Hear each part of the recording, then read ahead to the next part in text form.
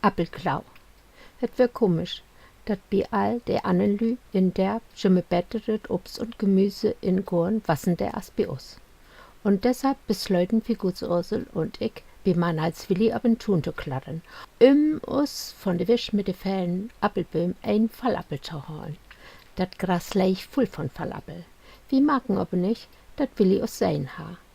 As wir nu welle ab und tun trüchklarret würden, kriegen wir beide ganz unverhofft Pitschenhebe de Bein.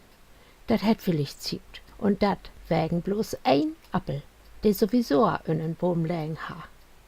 Wie habt us so verjacht, da wir us in de Brüch vergraben habt. Ein andermal sind Ursel und ich wie Frex in Gorn gegangen, aber ditmal nicht ab und tun, sondern der Port. Da locken de Erdbeeren so appetitlich. Erst habt wir de rohen Beeren pflückt und gliegt in den Mund stecken. Dann kämen de Heilfriepen an der Weg, de schaffen wir auch noch für wie beide de Meinung. De schmecken genau so gut wie de Riepen. Aber plötzlich werden wir entdeckt von Stoppelkarl. Der hat uns natürlich verpetzt. As mi fragst, friech du no sag ich, freu ich mi. Bist du bei uns in ein Erdbeerbeet wern? Ja, antworte ich. Habt sie denn schmeckt, freu friech? Ja, sag ich. Das ist der Hauptsache, sag friech.